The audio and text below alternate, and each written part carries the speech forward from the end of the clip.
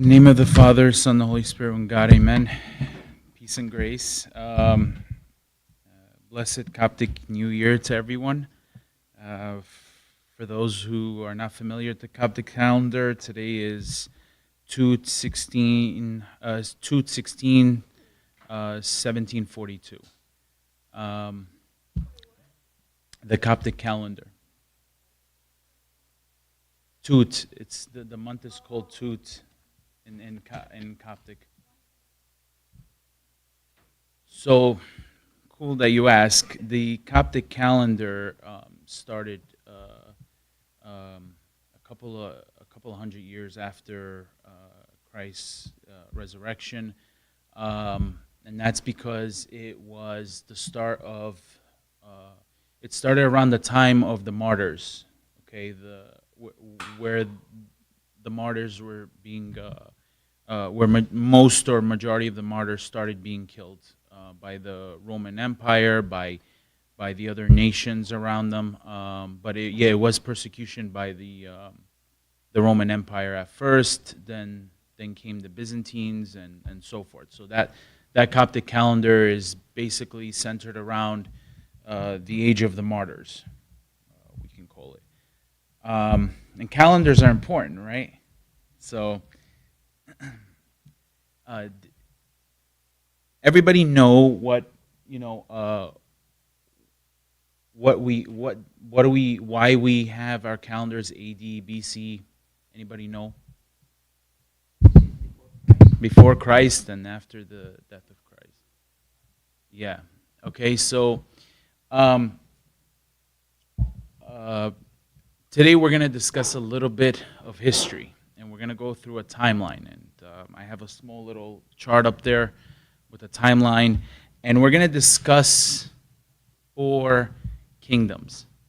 Now, these 4 kingdoms, I love history a lot, and I love reading about these kingdoms, and not just because they're biblical, but because I believe they led to where society is today, to the forms of government and civilization. But these kingdoms play an important role in the history, not of just the biblical nation of Israel, but actually Christianity. Okay, all this was part of God's plan. But you see, we actually caused, we caused all the events that happened in these nations. For instance, in the last year or two, we've been talking a lot about the Old Testament, right? We were talking about that journey that we were taking with God. Okay, that journey that nation of Israel took, and how the nation of Israel would turn away from God. And God would let them do what they want, and they face the consequences. And that's what happened with these nations. These nations would begin to overtake the nation of Israel. The nation of Israel at the time was the northern kingdom and the southern kingdom. Obviously, the northern kingdom got taken first, and then the southern kingdom. And the southern kingdom got taken. The southern kingdom got taken about 600 BC. I believe the number. Yeah. Okay. So yeah, the southern kingdom was taken around that time, and when it was taken by the Babylonian Empire. All right. Does anybody know who the first king that was mentioned in the Bible, in the Babylonian Empire, after it was taken? Nebuchadnezzar. All right. So let's talk a little about Babylon. All right. Babylon emerged actually at the fall of Assyria. You all remember Assyria was one of the enemies of Israel? They tried to invade the kingdom of Israel many times, and God would stop them. Well, Babylon overtook Assyria, and Nebuchadnezzar was one of the most famous kings in Babylon. He wasn't the first. The first actually is called Nabopolassar, but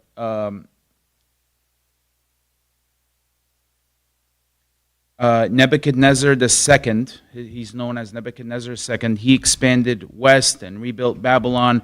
And Babylon was based on an absolute monarchy. Okay, the king's job was to rule over all of Babylon and protect the temples. That was how the Babylonian government was set up.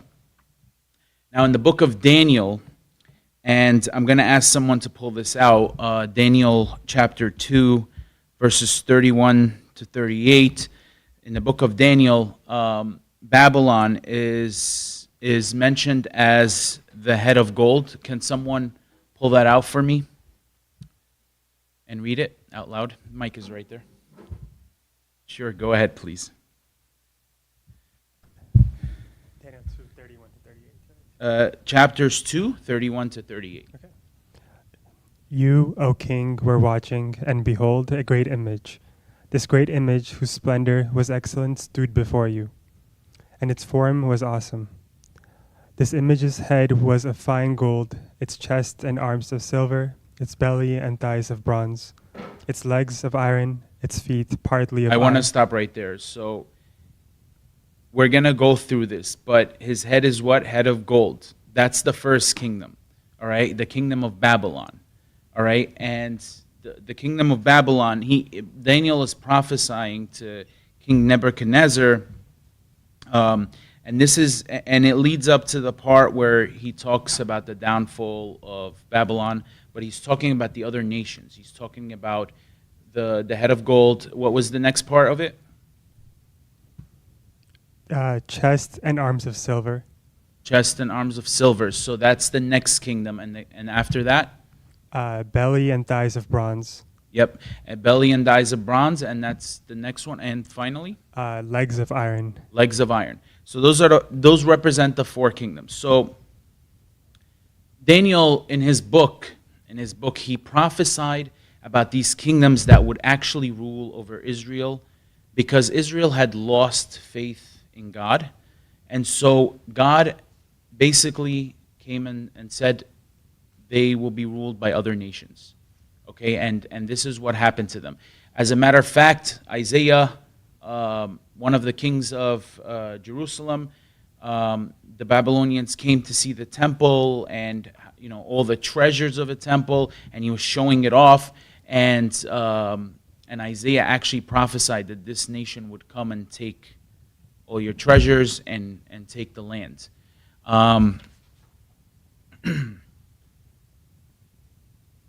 What happened when Babylon invaded? Well, there's a lot of negative things that happened. We'll just discuss a few of them real fast. The destruction of Jerusalem and of the first temple. So the Temple of Solomon was destroyed by Babylon, all right? And it was destroyed around 586 BC, and then everyone was deported from the land. So the Jews were taken from the land of Israel. The Israelites lost the land, okay? They lost all that land. So that land, as you know, that land was at war. Probably most of the time Israel was there before them, and even till today, that piece of land. Okay, we all know what land that is.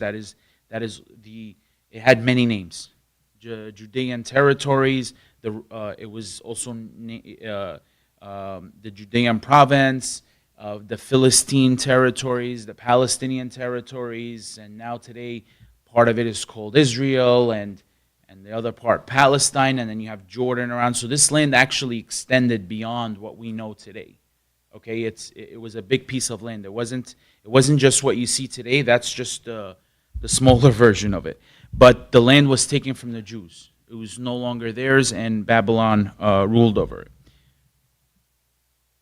What positives came out of being ruled by another nation, or being ruled by Babylon specifically? Well, the first thing I can say is the preservation and purification of faith during exile.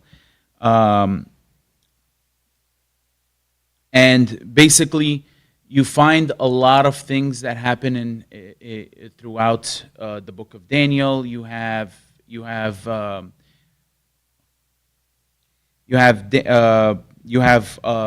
the Jews are actually starting to regroup. Their faith is getting stronger. Some of the stories with Daniel. Does anybody know some of the stories that happen with Daniel? The lion's cave, interpreting the dreams. Okay, so there's like a little rebirth there happening for the Jewish religion. Okay, so the religion is rebounding, right? When they were in their own land and they were comfortable and they felt, I would say, too safe, right? They got too comfortable and they weren't focusing on the true goal, and that's salvation, that's God. They were focusing elsewhere. Okay, and this is what when Babylon took them over, then they started coming back to God. Okay, and you see these stories. You even see the stories of the three saintly youth. Anybody know about them? The three that were thrown in the fire. Yeah, so you read these, and these are things that are happening when they're in exile, when they're outside of their land. And then there's obviously the fulfillment of prophetic warnings confirms God's sovereignty. God told them they will no longer be in that land through his prophets. The prophecies for Daniel, where he was saying another kingdom will come and take. All right, and we're going to talk about that kingdom, actually. That's the next kingdom. But this is what really was the contribution of Babylon. Babylon didn't last too long. If you look at the chart right there, they didn't last very long. All right. Actually,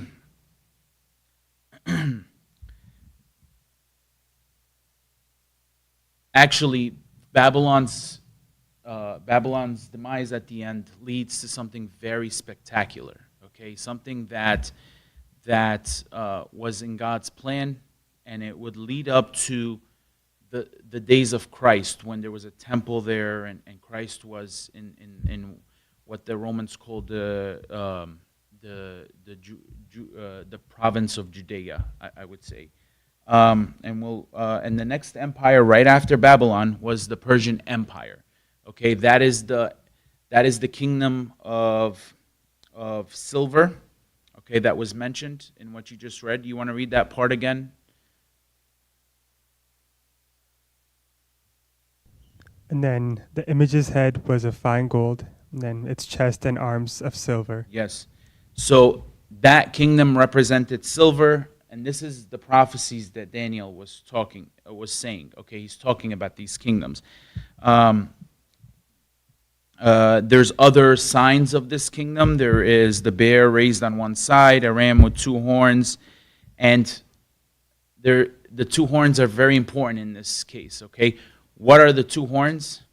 Well, the Persian Empire was made up of two groups of people, and one of them was actually in partnership with those ruling in Babylon before.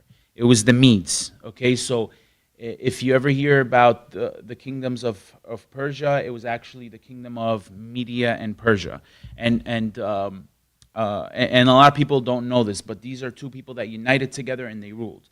Well, this happened overnight. They literally overthrew the Babylonians, took over the land, and they actually expanded. The Persian Empire was far greater. They expanded even farther than the Babylonians did. So what happened in Persia? Well, in 550 BC, Cyrus the Great united Media and Persia, conquered Lydia and Babylon, and took Egypt. That's how far they expanded. So they took the kingdom of Egypt. They had the same thing, something similar. They had a centralized monarchy, so it was full control. But, and this is why I was saying these nations, actually, I believe truly that they led society to where it is today, to the types of governments you see around the world. So the Persians were the first to actually have satraps, people who administered in different provinces. They would rule those provinces, and they would make sure everyone there abided by the law, and their taxes were paid and everything. So that's one of the contributions Persia actually brought to this world. It was a lot of organization. It was one of, I would say, it started bringing that formation of government, a different kind of government than before. Because before, all these kingdoms, all of them, they had the monarch, whether it was a pharaoh, a king, an emperor, they all had direct control. They had their hands in everything. This time it didn't happen that way. There was a monarch over the satraps, and the satraps were the ones who controlled the different provinces. That's just a brief history of Persia. So what happened exactly when they invaded Israel? Well, when they invaded Babylon, okay?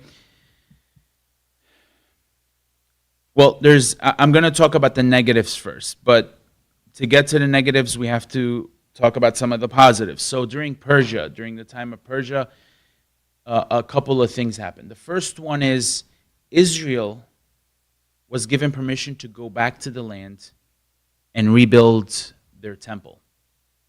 Okay? That's very important. But something else happened. It wasn't going to be that easy. Okay? You're not going to get it back that easily. No. One of the things that happened, and this is actually in Ezra.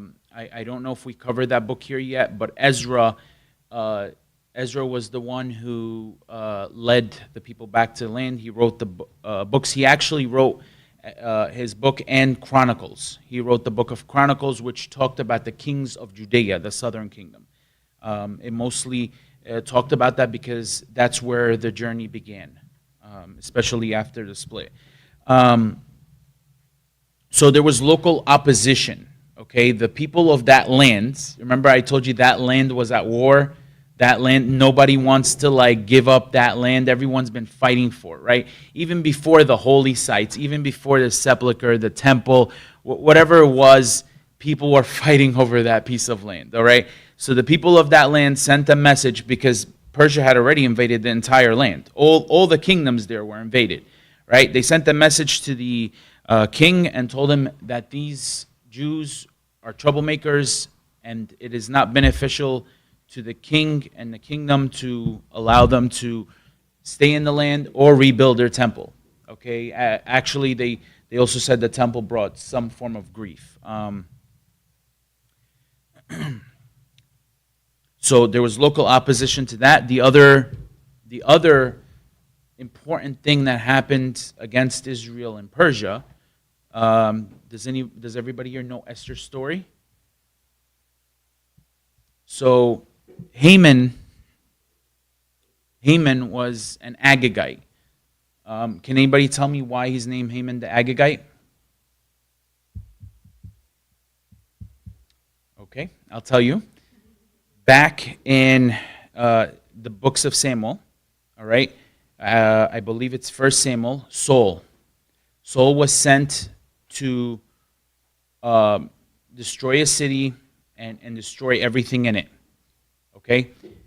He allowed the king and his family of that land to live. Okay? And God had told him everyone goes. Okay? Samuel comes. He comes to Saul and tells him, you disobeyed God. All right? And Samuel kills the king. He's like, God ordered his death. But the family of the king lived. And Haman, the Agagite, was a descendant of Agag, King Agag.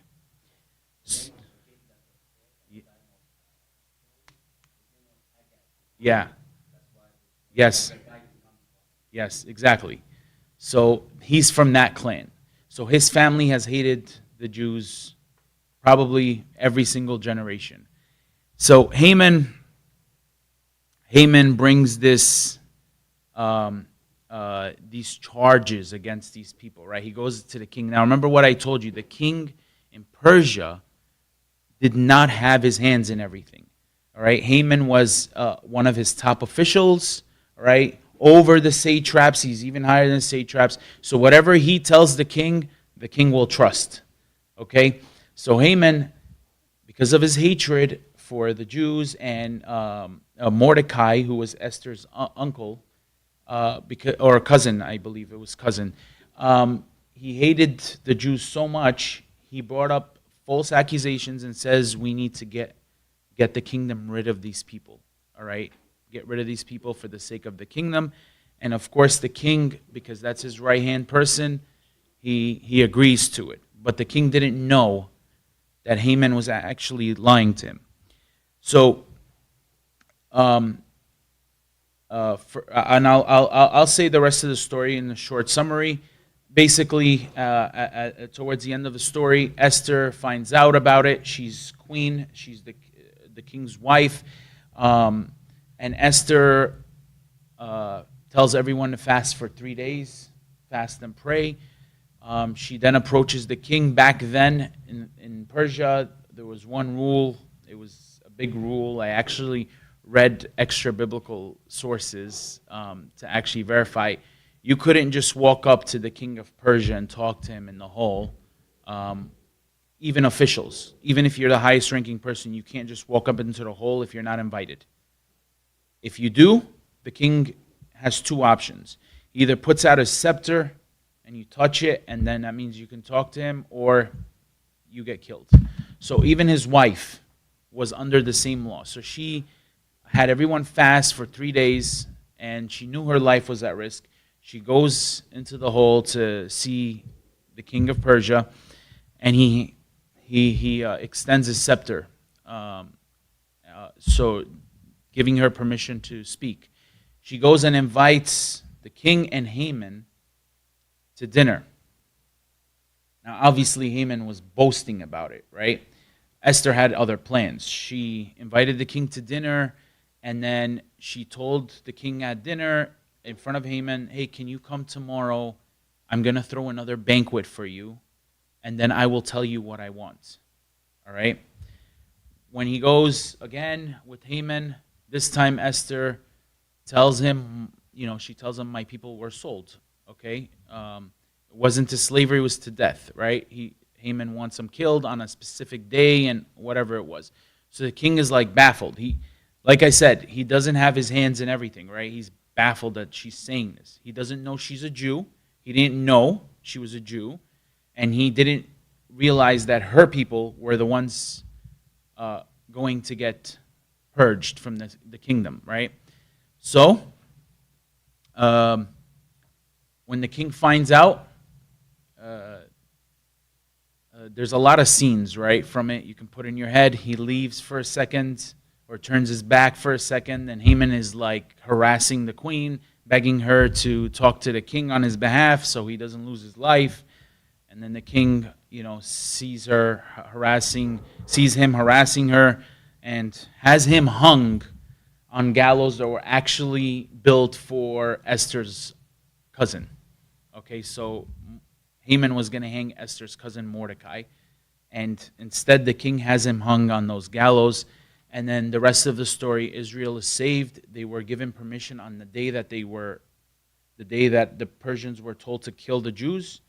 They were given permission to defend themselves and to take whatever goods from those who attack them, whatever goods they owned. So this was, one of the negative things with Persia's invasion. Like I said, there were contributions, though, for that invasion, right? The first one was building the temple, which they started. So after one of the kings said, no, we're going to stop the temple building because the people of the land complained and said these people are dangerous, and the temple brought a lot of grief. Another king later on then decided that they can build the temple, and they built the second temple in Jerusalem. And Ezra leads the people. One of the things he does is, a lot of the old traditions change, right? When you like move to another country, right? There's a lot of cultural differences. So a lot of things change, right? They were talking about the technicalities of how people worked, who did what, and all this, and it was much different than when they had their own nation, than their old traditions, and you can actually find all this in the books of Ezra and Nehemiah. You can actually find both of them. Persia. One thing about Persia. And this is why, again, I say that these kingdoms really started to lead the world to a path of different forms of government. They were tolerant of other religions and other worship. They don't bother you, you don't bother them. And they also were tolerant of civic restoration, okay, in general. So this is one thing I can tell you that Persia did show. They showed a lot of tolerance, and I wouldn't even say that the persecution by Haman was actually because Persian hated Jews or the Jewish religion. I would say it was just one man who wanted to wipe out all the Jews, most likely for the revenge of his great great granddad or whatever he was related to.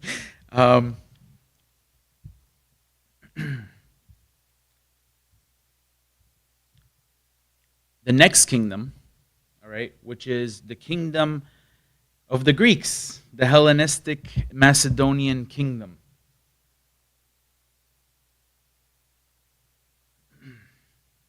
Who was behind that kingdom?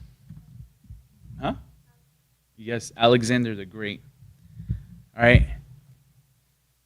Alexander was, some people hate him, some people love him. All right, he was a great conqueror. He was a genius. All right, he didn't just overthrow Persia. He expanded that empire far beyond what any empire before him had done.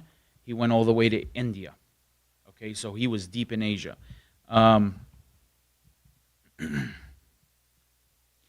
So he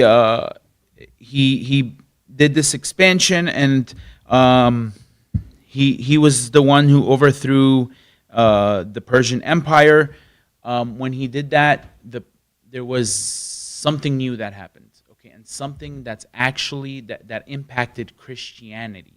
Okay, something important here happened that actually impacted the early church, Christianity, and all the lands. Okay, all those provinces and lands that he invaded. There was something very important, and we're going to discuss that. After Alexander passes away, though, which we're not gonna talk about Alexander's life, but when he passes away, it gets split. The kingdom gets split. His subordinates, they take pieces of the empire and they create their own little kingdoms, and they have all these places, but it was still considered Greek control. In these cities, even though they were all monarchies, the cities had councils and assemblies like we do today, local councils and assemblies. And you see, the government, the form of government is just, it's evolving, right? It's getting to the point of where we're at right now. It continues to evolve. It might have taken 2,000 years, but it's getting there, right? Alexander the Great, though, he did take control of the land of Israel, all of Judea, around 332 BC, and he did put a siege against Tyre and Gaza, which are also mentioned in the Old Testament books. Tyre, it's mentioned in the Old Testament. It was one of the lands and nations that had interaction with Israel. Let's talk about the negative impacts of the Greek Empire. Well, they persecuted the leaders of the Jews. They did persecute them. And there was temple desecration and suppression of Torah practices. Okay, and now I'm talking about that area, the land of Judea. They did persecute the Jews. There was persecution. But there was a lot of positive, and this is what I was talking about. So the Greek language and the Greek culture started to spread in all the lands they took. And this was actually really, really huge for Christianity, because a lot of the early church writings were in Greek. All right? A lot of the books that were written were in Greek, okay, in the Christian church. Greek had become a language all over, almost in half the world at that point. Okay, so everything started becoming Greek, and you know, the early church, everything was Greek. Everything was in Greek. Obviously, the countries still maintained their own languages, but Greek was like the English of today. Okay, English is everywhere, right? You go to any country, you're gonna find a lot of people that know English, and that's how it was back then.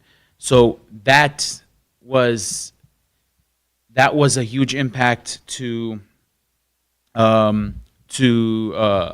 Christianity. You know, at least in the beginning of Christianity, before before the schisms and before everyone wanted to strengthen their identity.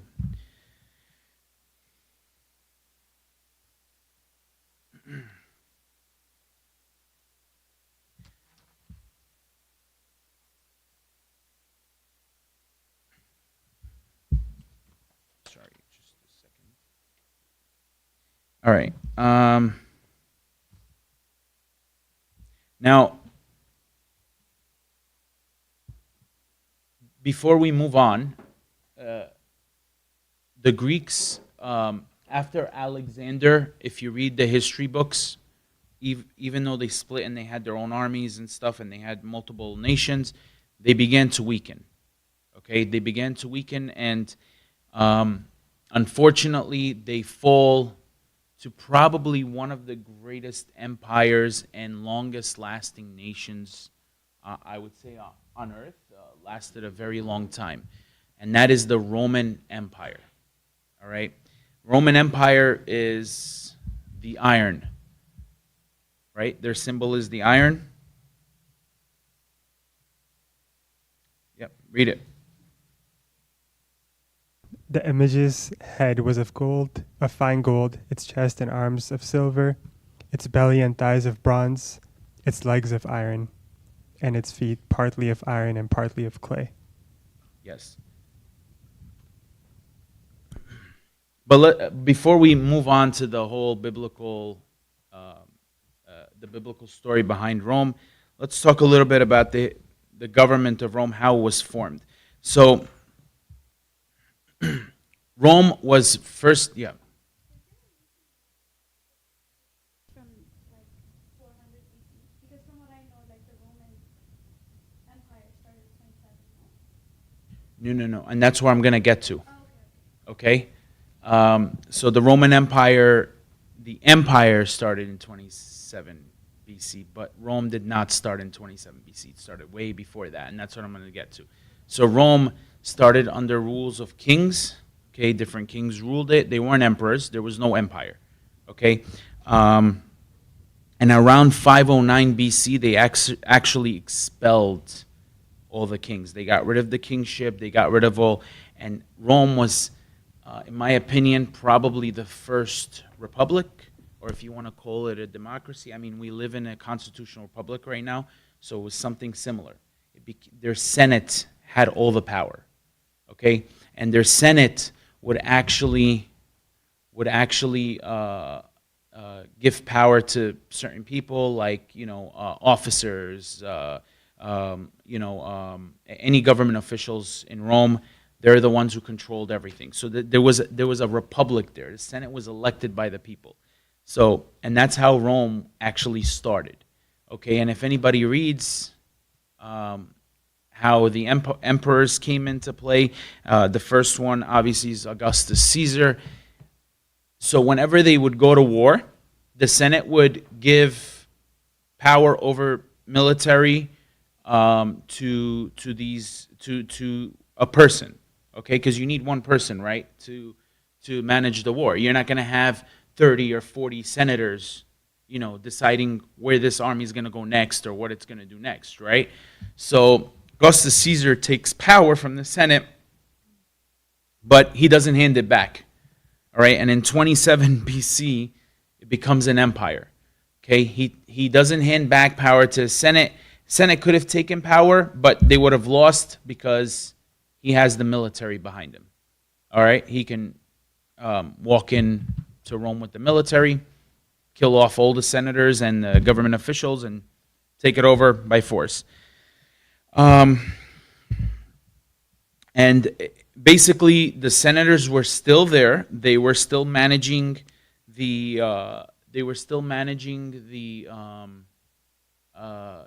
laws and whatever. But there was one exception.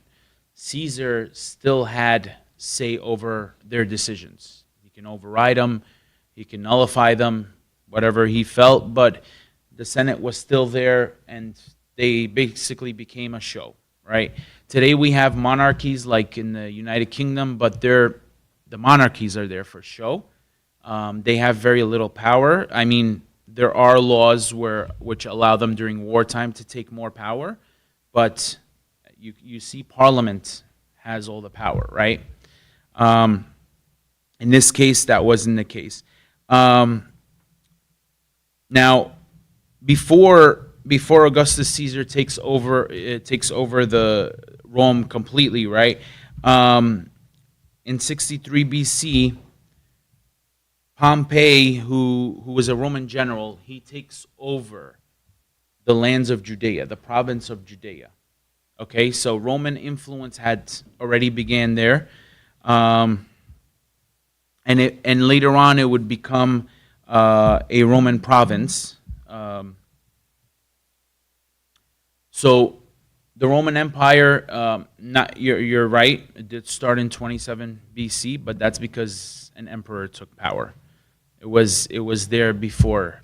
Rome was this concept, right? People look at it, even today, historians look at it as this concept, and everybody wants to be that in those days where the Senate ruled everything. Everything was by election, all right?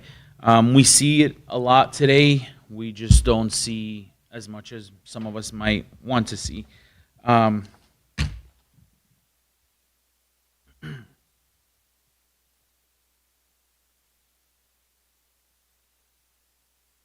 Can you open up to Daniel 9:26 for me, please?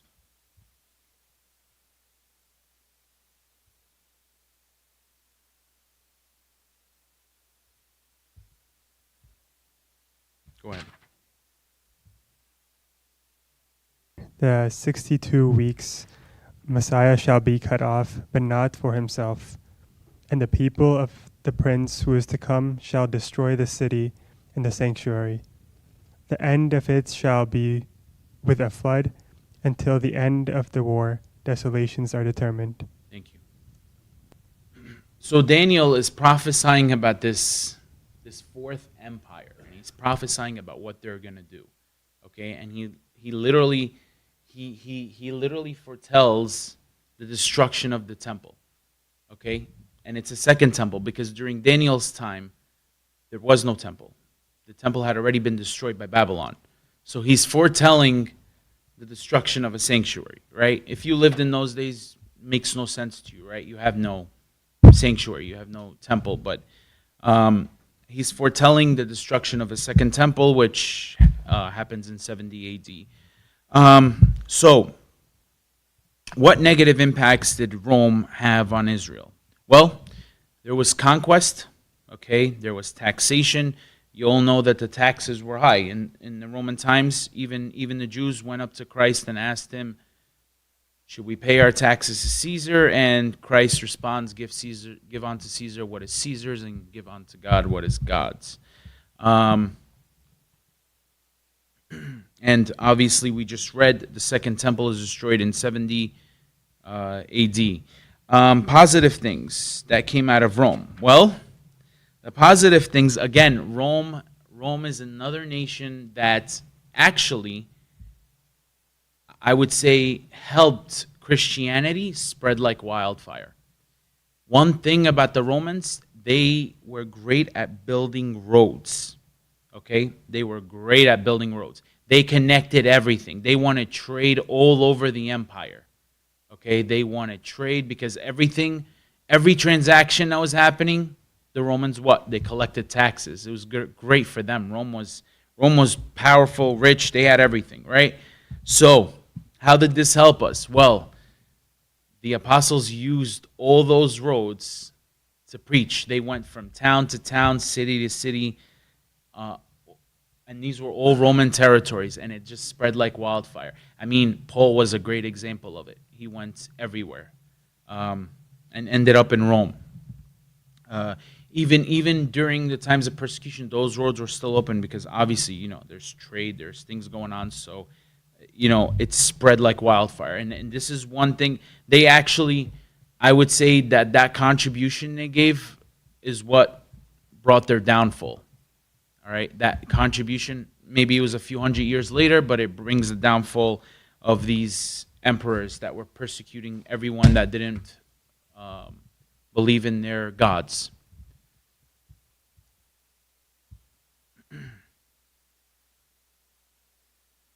There were legal processes, okay? So I don't know if anybody ever heard the talk by Bishoy. He works in the district attorney's office in New York. He gave a talk a long time ago during Lent once, and he was talking about legal processes and laws in Rome, and even Jewish laws. We're not going to really get much into that. So there was always a conflict, okay? The Romans had their laws, okay, and the Jews had their laws, but the Romans brought laws, most people at the time would say are more modern, more civilized, right? There were trials, okay? There were processes. A Roman citizen can go on appeal to the emperor if they're being sentenced for something that that they were doing. Just like we can appeal today, right? We can go all the way up to the highest courts in the land. Well, that's how it was back then. The Romans had these laws. They brought these new laws, and some could say it was to protect people, maybe protect their own interests, but, in the beginning, I would say it was probably to protect people. So, for instance, what happened with Pontius Pilate? Pontius Pilate, and if anybody remembers that talk, Pontius Pilate broke Roman laws. He had no evidence, okay, no evidence whatsoever against Christ. He knew that Christ hadn't committed a crime and the other one did, and he still gave in to the will of the people. And then even worse, he sentenced someone innocent to death. He was the highest ranking person at the time in Christ's trial. He was the highest ranking person in the province of Judea. Okay, under him there were other leaders, and one of them is Herod. Just sending Christ to Herod alone is wrong. It's illegal because he's the highest ranking person. He is responsible for every citizen under him. So he broke a lot of the Roman laws. And that's what Rome did. They brought a lot of laws in. You can say they were fair or unfair, depending on in what position you were in or what. So the Roman citizens would probably claim that it was fair, right? You have this whole due process. But the people in the province of Judea were not Roman citizens, okay?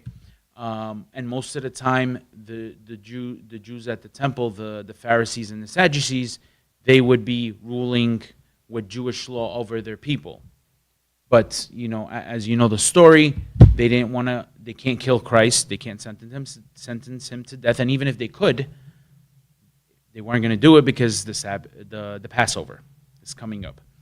So there's a whole story behind that. But they brought laws to that land. Okay, murder was considered a crime, theft, not paying your taxes. We live in times that have those laws today.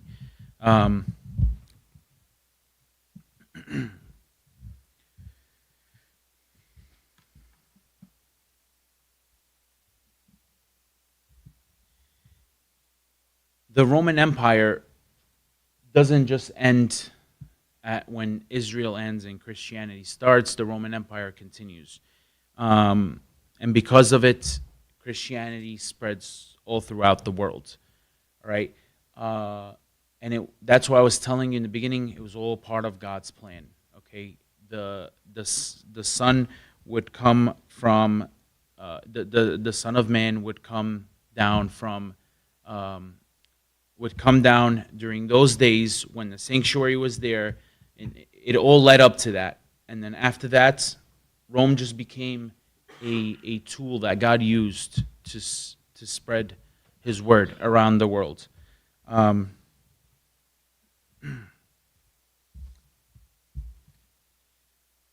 after that, you all know the kingdom of Rome, or the Roman Empire, split. There was two kings.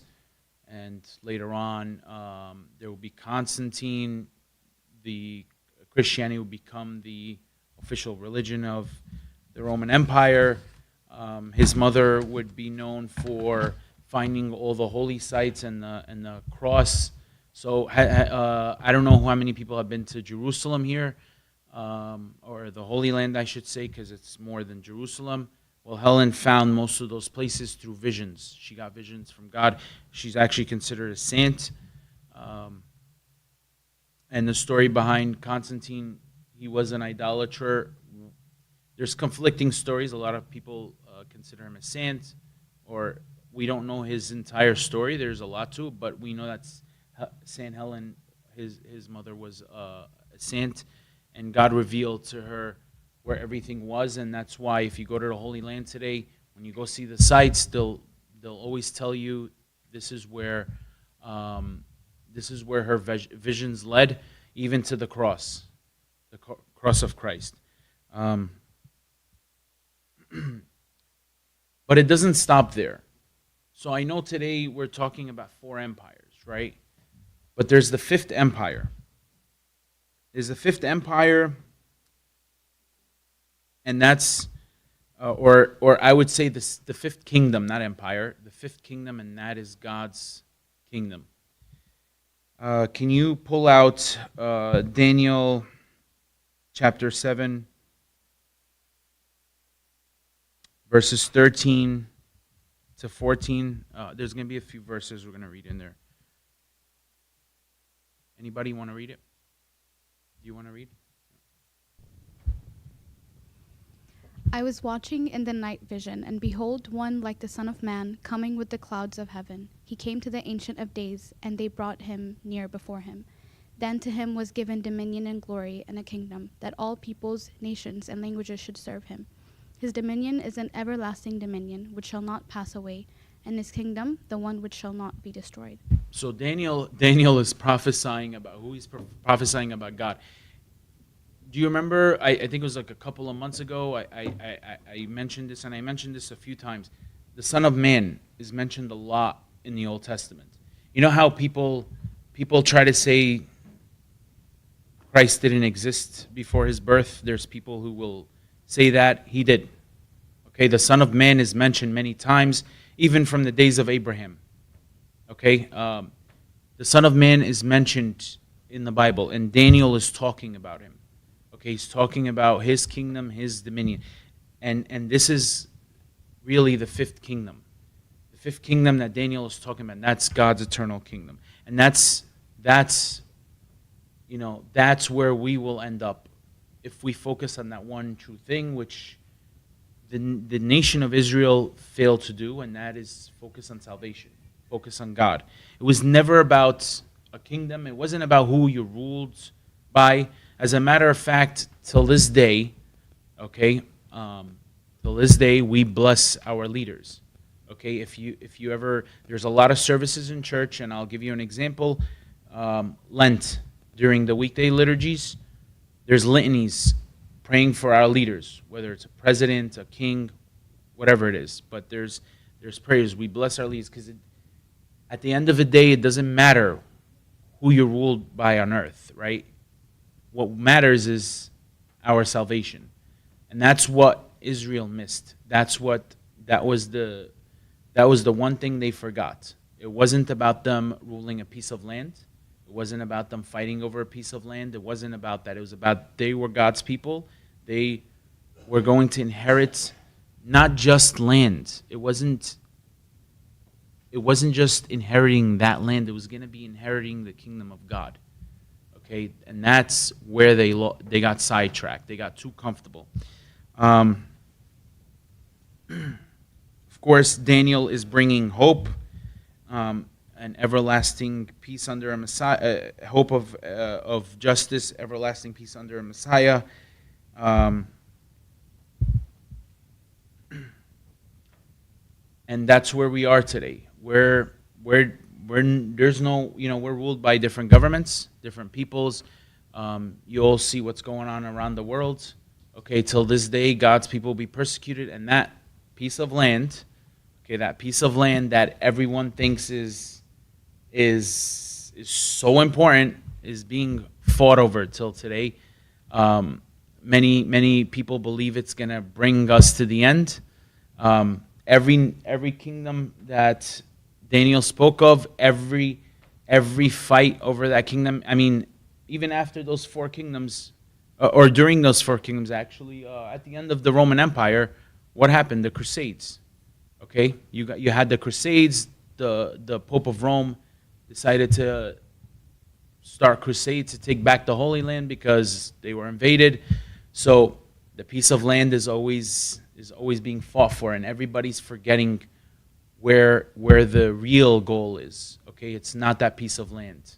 Okay, that piece of land is gonna be nothing. It's gonna be flattened. It'll mean nothing at the end of days.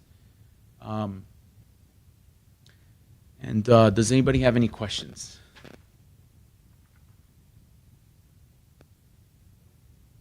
Yeah. Can you give him the mic, please? We have to have Uncle Samir on the mic. He has the best questions. No, I just want to add, if you allow me, one of the important things that happened during the Greek Empire is the Septuagint translation. Yes. Can you give us an idea about the Septuagint translation? No. Can you please, Uncle Okay, Samir? so in very short, the Septuagint translation is the translation of the Old Testament from the Hebrew into the Greek. Yes. Because you mentioned actually that the Greek language became the language official everywhere, language. yes. So because the Jewish people were dispersed all over, and the Greek language now is the prevalent language. So one of the kings or the emperor at that time, the Greek Empire, ordered to translate the Old Testament from Hebrew into Greek so that everybody can understand it. And this was done by 70 elders, and that's why it's called Septuagint. Sept is 70. And actually, I see a lot of Orthodox Study Bible here. The Orthodox Study Bible that is the Old Testament and the New Testament is actually translated into From English the original Greek. from the Septuagint, from the Greek, Yeah. not from the Hebrew. So guys, think about it this way, right? The Jews were dispersed. Septuagint? They had lost their land multiple times, and every time someone conquered, they would disperse more. And the next generation and generation after that would learn possibly Hebrew, but they would also learn the language of the land they were in, right? So that's what was happening. It's like today, right? It's like today.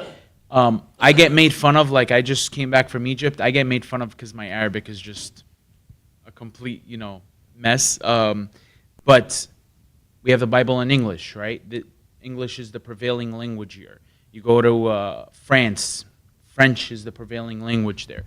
So it's like that, but again, the Greek Empire, okay, was literally a tool that God used, and and that language that they introduced to all these people in all the lands they conquered, it spread God's word even further. All right? The one thing about the Romans, though, that I will tell you, they did not enforce their Roman language on anybody. So the Greek language continued to prevail. Okay, other languages were actually dying down, and this is extra biblical. It's outside the Bible.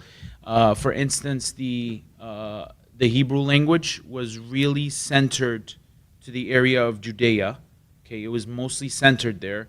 The Aramaic language, which died down completely shortly after, it was the language Christ used.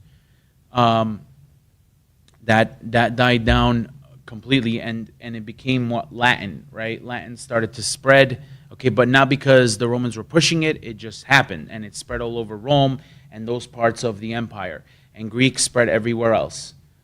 So the Romans did not actually impose any of that. The Greeks did. They were making sure their language was the standard language everywhere, standard language of their empire. That is a difference, but it was a tool which God used to spread.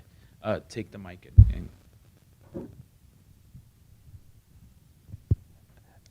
So it seems like in the Old Testament, during the exile, like there's like books written in Aramaic at that time, and then we have Hebrew as well, and then we learn about like the translation of the Old Testament and during the Greek time as well.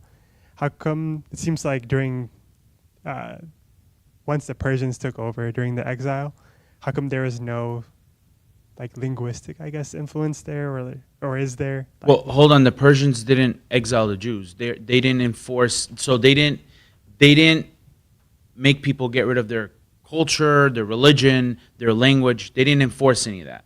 The Babylonians did. When they exiled everybody, it began. You see, the Babylonians didn't last long. In my opinion, if they would have lasted longer, the Babylonian language would have prevailed. Okay, Babylonian influence, Babylonian culture we would have seen more of it. We don't. Okay, they literally didn't survive much. Okay, the Persian Empire came and took it over, and you know there's actually some history missing about the Babylonian Empire as well, because I was telling you the Medes were actually part of the Babylonian Empire. They were one of the ruling parties there, and when the Persians took over, and this is where the information gets lost, the Persians invaded, the Medes actually went to the Persian Empire and formed unity with the Persians, and that's why it's known as the Empire of Media and Persia. So, yeah. So there is these empires only led to today. It led us to today. It led us to where we're at as Christians. Okay, they were tools that were used. God used them because, like I said, Israel had lost its focus. Okay, it got too comfortable. All right, when you're in peril, right? Any kind of peril, and I'm not gonna say moving to another country, okay, is perilous, but it can be, right? You need something to fall back on, right? And God's your fallback. Okay, and that's what happened with the Jews. They fell back on God. They went back to God. They had nowhere else to go. They didn't have their own king no more. They didn't have their own officials. No, they were in a strange land full of strangers. That's what it was. So they fell back to God. And it was probably the best thing for them, because a lot of Jews, as you read the rest of the Old Testament, a lot of Jews came back to God. You see a lot of Jews that are playing big roles, even in these governments, like the Babylonian government. Daniel was an official there, and those three saintly youth, they worked inside the king's castle, or whatever you want to call it. All right, so there were officials. Ezra and Nehemiah in Persia, they were in Persia. Mordecai, Esther's uncle, was I believe an official at the gate of the king of Persia. So there's these people. The Bible talks about some of them in detail, because they're that reawakening, right? That resurrection of that faith. You know, it came back after they were put into strange lands. It's really it's really surprising when you're under pressure. Everything changes. Your attitude changes. Everything about you changes. Like you're under pressure. It's no longer, you're not in that comfortable situation. You know, one thing I can tell you, right? I've been in some chaotic, chaotic experiences in my life, right? Everybody has, right? You can go, let's say, on a trip, right, with youth. Take youth on a trip, right? And they cause all these kinds of troubles, right? And it's just different. You have to react a certain way. You have to, I guess I would say, adapt to that situation. So everybody's different when they're under pressure. Some people will just shut down and go in a corner, right? And some people are going to stand there and face it, all right? So that's what literally happened to Israel. You took them out of a comfortable place, all these Israelites living in their towns and villages, and you shoved them all over a kingdom in strange lands. They're all under pressure. And they were under pressure even in the days of Christ. Okay, there was fighting. If you read historical books, there was always fighting in that land. All right, there were Jews that were trying to uprise against the Roman Empire, during the days of Jesus. Okay, Barabbas is said there were historians that were saying that he's actually one of the people who started an uprising against the Roman Empire or against Pilate, and that's why he was in jail for sedition. So it's just different how you are when you're ruled by someone else. When you rule yourself, at home, right? You're comfortable at home, right? You're like the ruler of your house. Okay, you feel safe there, right? While you're at home, but when you're out traveling or wherever you're at, your personality, your attitude, everything adapts to that situation. And I can definitely tell you that is 100% true because I experience that all the time. I've ended up in many chaotic situations, and you have to adapt to that situation. And some people will do it quickly, some people will do it slowly. In this case, we see the Jews really going back to God, and God leads them back to the land and allows them to build that second temple. Unfortunately, they lose that temple in 70 AD, like the prophets have prophesied, and even Christ has mentioned, and that's because of the trouble they've caused the Roman Empire. Actually, if everybody wants to know, around 70 AD, the Jews were making trouble. In historical books, they were making trouble against the Roman Empire. That whole land was trouble for the Romans.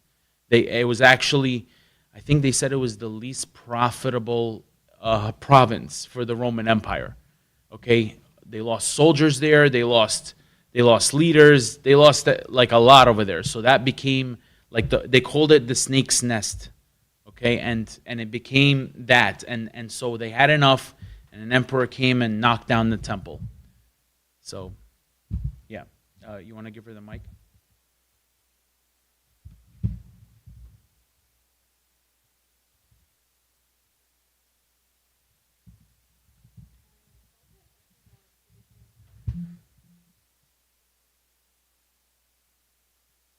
I had a question about the different materials that are used to describe the different empires. So why is gold referred to Babylon and not Persia, and bronze referred to Greece and not Babylon? And again, why is God's eternal kingdom represented as a stone that broke the image and not like some kind of other weapon or some kind of other tool? There's a lot of reasons why. Okay, one reason. Let's look at Babylon, right? It was mentioned as gold, right? Gold is what? It's not a strong metal. It's a very valuable metal. It's not a strong metal. So Babylon was all about splendor. The first thing they did was go and steal the gold from the temple. They even used one of the reasons why God allowed Babylon to fall, by the way, and this is in the book of Daniel. And actually, the king, when he calls Daniel to interpret his dreams, it's actually about the fall of Babylon, because the articles from the temple that were stolen, like like the gold cups, the bowls from the temple, the king was actually using that in one of his banquets. Okay, he was drinking wine out of something that was dedicated to God, that was holy. So God had pronounced judgment on the king, and Daniel translated that for the king. But to answer your question, right, what would you say is the strongest empire out of these four? The Roman. And what's the strongest metal mentioned? The iron. Okay? So for me, I look at it as this. It went by strength of that metal, not by how much it cost. Because all the other metals, bronze, silver, and gold, are more expensive than iron. And for me, it went by the strength of that metal. And Roman Empire was the strongest, and iron is the strongest. And out of iron, we get other metals like steel. All right, so Ankit Samir can probably add to that. Do you have another reason why, Ankit Samir? So that's one of the many reasons historians will talk about, but that's the one that would make the most sense here. Okay, you went from can you give him the mic? Sorry. No, I'm okay.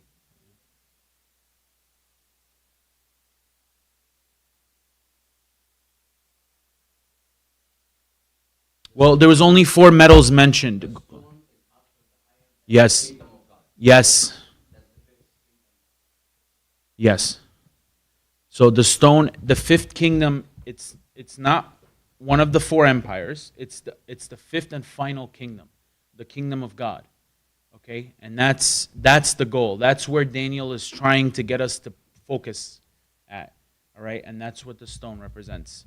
And stone doesn't break that easily, by the way. Not all stone. and stone could also mean like diamond stones, any stone.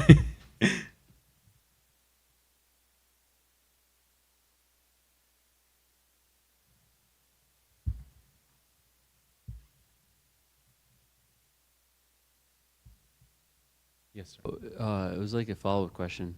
Yes, please. So it seems like the value of the metal gets, I guess, like less and less. It doesn't mean that the kingdom was less valuable. Just Right. Does that mean anything? Or? no. It's Daniel is portraying from top to bottom, from king, the first kingdom to the 4th kingdom, and he's just talking about these metals because of the strength where they are. I mean, look at the timeline, guys. These kingdoms fell overnight except for one, and that's the Roman Empire, the kingdom made of iron. Okay, the Roman Empire only started to fall after it split, actually. In my opinion, it started to collapse. It just, it took time for it to completely be demolished, and it did over the centuries. Other nations rose up and took their land back, and if you go to places like Spain, Barcelona, you see the ruins of the Roman Empire, right? The Spanish took their land. You go to anywhere in Europe that had a lot of Roman influence, you'll see all that. I only spoke about Spain because I was just there, but you can see the ruins of the Romans. The streets are still built like the Romans. So they left an impression on this world. That's how powerful and how strong they were. Iron is the strongest metal that Daniel puts in the book. Yeah. And I'm sorry.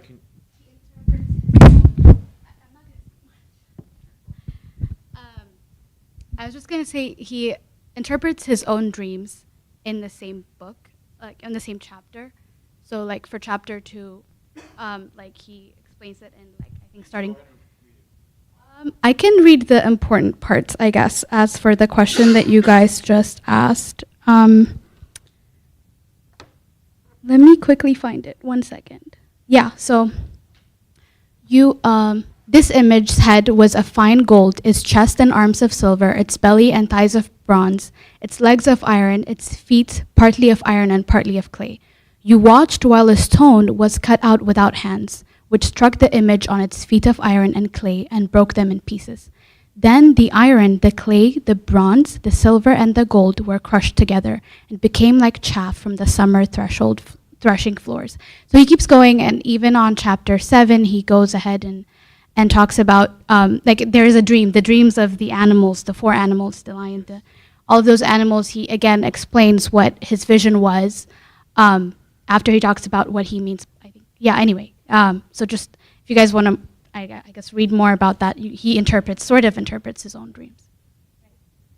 In his prophetic visions, there's a lot of detail. We're not going to get to cover all of it here, and she covered more of those details. But he talks about a lot of the events to come, and he's talking about symbols for these different nations and kingdoms, in different kinds of symbols, right? Not just metals. There's animal symbols, and even when he prophesies to King Nebuchadnezzar about the fall of Babylon, he's giving more symbols, and that's why he was talking about the head of gold. He's telling him the head of gold and so forth. So there's a lot of symbols in the book of Daniel. And to really understand it, guys, if you really want to read it, take it like maybe half a chapter or a chapter at a time and think about it and go over it. It took me, when I was younger in high school, I had to read that book over and over to understand it. My mistake was I was reading like big portions of it, right? But you really want to understand, you got to like take small parts of it and just go over in your head, picture in your head. There's a lot of symbolism in the book of Daniel. A lot. We actually read a lot of the book of Daniel in Holy Week, especially on Bright Saturday. For those who attend Bright Saturday, we read a lot of it there. Any more questions? Just one question. Go ahead, sir. So the prophecies, it's like, what does that tell us about like God's control over history, and what does that mean for us? I'm sorry? The prophecies, like we see in the book of Daniel, what does that tell us about God's control over history? It's not about control. It's Daniel is talking about the journey Israel is going to undertake. It was never about control. Remember, I told you guys in the Old Testament, okay, and this was a while ago, I said this, the Old Testament is a journey, just like the New Testament is. It's a journey with God. Okay, they went on this journey. Every writer that wrote in the books in the Bible, every writer, first of all, you can see the writings are different. They're based on the characteristics of that writer. 2, you'll find things that this is why we say it's inspired by Holy Spirit. All the stories and the events they're covering in those books are things that are meant for us to learn from and to grow spiritually. This is a journey. Daniel is telling them about their journey. He's telling them about the Messiah. He's telling them about the things to come. He's talking about the fall and where Israel's going to be. I don't think in there he ever said that they're going to become a kingdom again. Okay? That wasn't part of the journey, because the journey Israel had lost that focus. They forgot that they're on a journey with God. Even when they were taken out of Egypt. Even when they were taken out of Egypt, what happened? They forgot about God. All they did was nag and complain. Okay, that's the problem here. And this is why they ended up staying in the desert for 40 years till the next generation was old enough to take the land. Okay, that's what it's about. It's about that journey with God. And that's all Daniel is focused on here. He's telling them of the things to come, what to expect, and it happened. Daniel's prophetic visions actually happened. That makes sense. I guess I'm trying to understand, like earlier we talked about Babylon. About what? and Babylon, right? Yes. The Babylonian Empire. And we were talking about how God let that empire fall. So that's what I mean by like control. Like when you say let the kingdom fall, what does that mean? Like, does he have control over the kingdom? Like, what The does that kingdom of Israel. You see, the kingdom of Israel no longer wanted God. They no longer wanted his help. They no longer wanted him. When you Well, the kingdom of Babylon, if you read in Daniel, they were judged by God because of the sins that the king of Babylon committed, and Daniel actually told him what God had judged against Babylon because of his sins. So the story goes like this. The king of Babylon was having a banquet, okay, with his officials and whoever else, his friends, who knows who was there. And he was using the articles, the holy, sanctified articles that were dedicated only to God. He was using them for his banquet. He was drinking wine out of the golden cups that were consecrated. They were using the bowls for God knows what. So he was basically, it's sacrilege. He was desecrating what was set aside for God. And to be honest with you, I don't think it was about those articles. I don't think that event was even in there just because those specific articles. It was about us. Okay, it's talking literally about us because we are consecrated to God. Okay, and we are desecrating ourselves. So that king was desecrating something or someone consecrated to God. That's what it was about. Okay, and God had judged Babylon because of that. All right, and their fall came quickly. You see, Babylon rose quickly. Okay, they rose quickly, and usually when you see a country or a kingdom rise that quickly, they tend to either have trouble or fall. All right? If you guys know, America was not easy in the beginning. There was a lot of problems. Okay, America, we became free very fast. We declared independence very fast. But in the beginning of this country, there was a lot of problems. All right, a lot of problems, and some of them staggered, even till today. All right, I'm not going to go into the issues, but there were things, and this is because this country became a country quickly, and that's what happens. Rome took years before they were even an empire. They were already established. Okay, they were an established empire. Read the history books on Rome and all the documents they found. That was already an established country. It wasn't an empire, by the way. It was a country. Okay, it was one massive city surrounded by some provinces.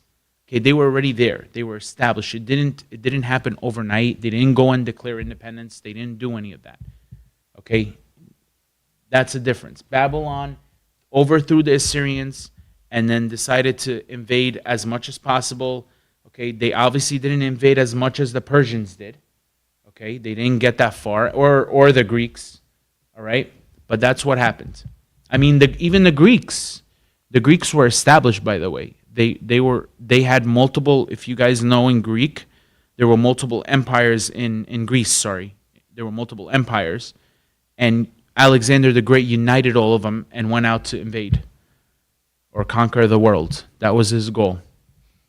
That's why I'm indifferent about Alexander. I think he was a genius, right? But at the same time, you don't know what kind of genocides or whatever he did. We don't know. Any other questions? Did I answer your question? Okay. Nope. All right. And glory be to God forever. Amen. I'm going to go through the announcements. I think this is the updated announcement slide. So,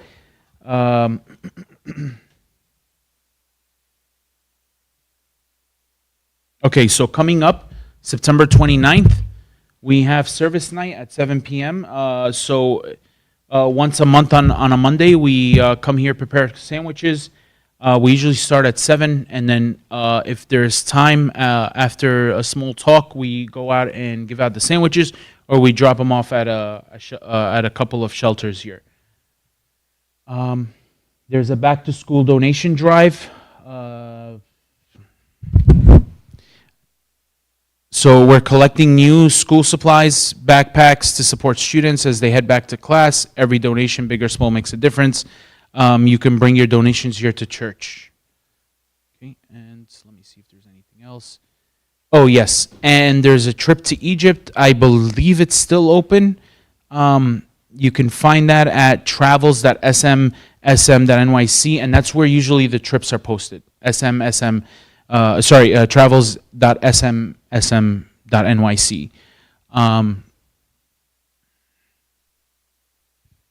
Let me see. There was also something else. Yep. Okay. That's it. On the 28th, Sunday, this coming Sunday, there is a picnic in Central Park. It's usually after the liturgy. So if you attend liturgy, we'll leave from the church and go to the picnic. There's the conference, the SM conference. This is the third annual conference, November 7th to November 9th. I believe it's still open. If you want to go, it's beacon.smsm.nyc. It's still open, Uncle Samir? Okay. And guys, we need to register now. That's the price right now, $325. After that, it goes to $355 if there's space. Okay? If there's space, and there's a whole lineup of speakers. I don't know if you're on the announcement groups. Oh, there we go. There's all our speakers, if anybody wants to know. We have Archdeacon Mark Solomon, Father James Mikhail, Michael Habashi, Mary Ghatas, Andrews Hat, and Philo Abid. And I believe that's it. Yep, okay.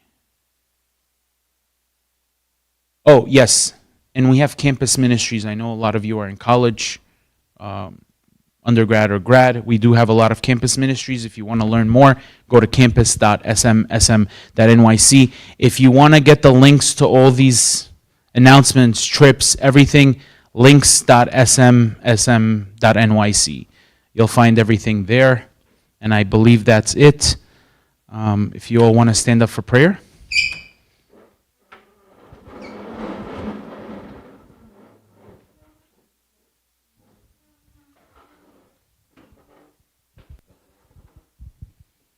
Finally, O Lord, hear us when we say thankfully, Our Father who art in heaven, hallowed be thy name.